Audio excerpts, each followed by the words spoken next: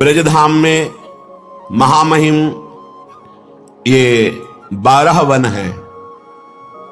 मधुवन, तालवन, कुमुदवन, बहुलावन, कामवन, खदिरवन, वृंदावन, भद्रवन, भांडीरवन, बेलवन, लोहवन, महावन।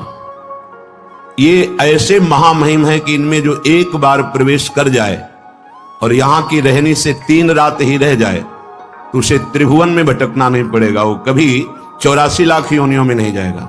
जिसने ब्रज 84 को उसकी परिक्रमा कर ली तो ये 12 वन और 24 उपवन, इन सब की परिक्रमा हो जाती है। 12 वन ये आपने सुने, 24 उपवन, गोकुल, गिरिराज गोवर्धन, बरसाना, नंदगांव, संकेत, परमार्द, अडीग, शेषशाही, माठ, ऊंचा गांव, खेलवन, श्रीकुंड, गंधर्ववन, पराशौली, बिलछू, बच्छवन, आदिबद्री, करहला, अजनोख, पिछला, कोकिलावन, दधिगांव, कोटवन और रावल। ये 24 उपवन और 12 वन हमारे महामहिम ब्रजधाम में विराजमान है। सबका मुकुटमणि, ये समस्त तीर्थों का मुकुट है ब्रज 84 कोश, और इसका मणि है श्री वृंदावन धाम। बड़ी कृपा है जिनको श्री धाम आने को मिला और महिमा सुनकर प्यारे जू का नाम जपने लगे, चरण सेवा की भावना जागृत हुई। मानसी गंगा का आचमन कर लिया, राधा कुंड का आचमन कर लिया, मानसरोवर का आचमन किया, गिरिराज जी की परिक्रमा दी, वृंदावन की परिक्रमा दी, बरसाने की परिक्रमा दी, महारानी लाडली जू महाराज का दर्शन किया। अब तुम्हें नरक नहीं जाना पड़ेगा, तुम्हें 84 लाख योनियों में भ्रमण नहीं करना पड़ेगा, और कहीं सौभाग्य मिल गया कि जीवन में एक बार पद यात्रा करते हुए 84 कोश की। ये गाड़ियों से दर्शन करना अलग बात है, लेकिन जो पद यात्रा है बहुत बड़ी महिमा, बहुत बड़ी महिमा।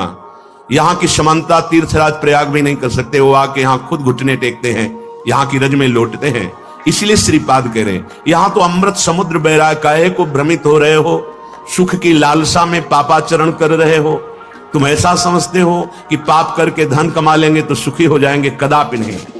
हे भाई, राधा जीवित बंधुम वृंदारण्येन्दु माश्रय श्यामम, आश्रय ले लो हमारी किशोरी जू के जो जीवन है, प्राण धन है, श्री लाल जू महाराज बड़े करुणामय हैं। अगर इनके चरणों की वंदना कर ली, आश्रय ले ली, तो समस्त दुखों की निवृत्ति हो जाएगी। तो ये जिनके अधीन है, हम उनके चरणों का आश्रय लेने वाले हैं। जाके अधीन सदा ही सांवरो, यह ब्रज को शिरताज। फिर यहां श्रीपाद करे, राधा जीवन बंधु श्री लाल जू का आश्रय ले लो, तभी तुम जान पाओगे लाडली जू को। लाल रंगीलो गाइए ताते प्रीति रंगीली पाइए। जिस पर श्री कृष्ण अत्यंत प्रसन्न है उसे राधा नाम जपने का सौभाग्य मिलता है। उपासक को अप्राप्ति की प्राप्ति की चिंता नहीं करनी चाहिए और प्राप्त की रक्षा की चिंता नहीं करनी चाहिए, इसका ठेका भगवान लिए है। विश्वास कर लो ना भगवान पर। वो कह रहे हैं अन्यस् चिंतयन्तो माम ये जनाः पर्युपासते तेषां नित्याभियुक्ता नाम योगक्षेमम वहाम्यहम्।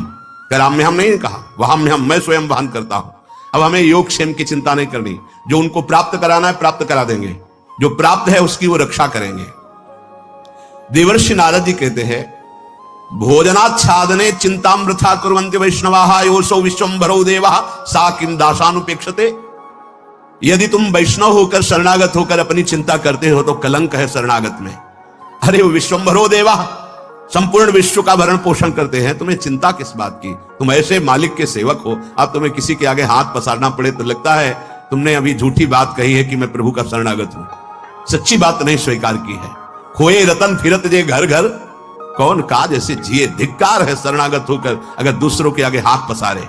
भगवान का दास कहलाकर, महालक्ष्मी पति का सेवक कहलाकर और ऐसे करना पड़े, इसका मतलब तुमने शरणागति ही नहीं ली, तुम्हारे अंदर शरणागत भाव ही ना आया।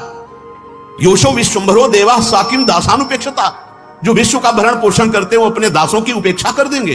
तुम्हें भीख मांगनी पड़ेगी, अर्थ की तुम्हें मांगना पड़ेगा।